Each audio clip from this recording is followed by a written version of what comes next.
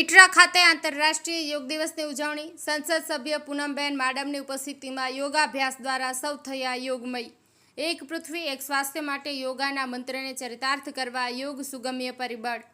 આયુર્વેદ શિક્ષણ અને અનુસંધાન સંસ્થાન ખાતે આંતરરાષ્ટ્રીય યોગ દિવસની ઉત્સાહભેર ઉજવણી. હાલારના લોકલાડીલા સાંસદ સભ્ય શ્રીમતી પૂનમબેન માડમના અતિથિ વિશેષ સ્થાને કરવામાં આવી હતી.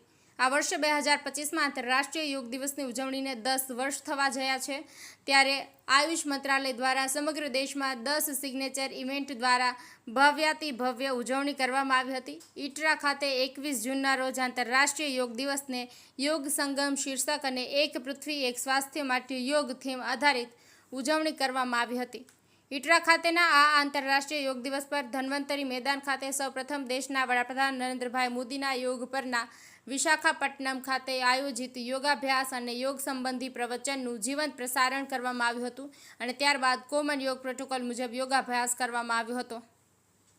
યોગા બાદ ઇટરા સંસ્થાના વિદ્યાર્થીઓ દ્વારા યોગ નૃત્ય અને વિવિધ મંચ પ્રસ્તુત કરવામાં આવી હતી. ઇટરાના ડાયરેક્ટર પ્રોફેસર તનુજા નેસરીના અધ્યક્ષ સ્થાને યોજાયેલા આ કાર્યક્રમમાં યોગાનુષાંગિક બાબતો વિશે લોકોને વધુમાં વધુ યોગ કરવા માટે આહ્વાન કરવામાં આવ્યું હતું અને માનનીય સાંસદ સભ્ય પૂનમબેન દ્વારા નિયમિત યોગાભ્યાસથી મનુષ્ય સ્વાસ્થ્યને થતા ફાયદા અંગે વિગતો આપી યોગને રોજિંદા પ્રવૃત્તિ તરીકે સ્વીકારવા અનુમોદન આપતી બાબતો વિશે વિસ્તારથી પ્રસ્તુતિ કરવામાં આવી હતી. વધુમાં આ વર્ષની યોગની theme yoga for one earth one હેલ્થને પણ લોક સ્વાસ્થ્ય માટે મહત્વનું અને અતિ ઉચિત પગલું ગણાવ્યું હતું.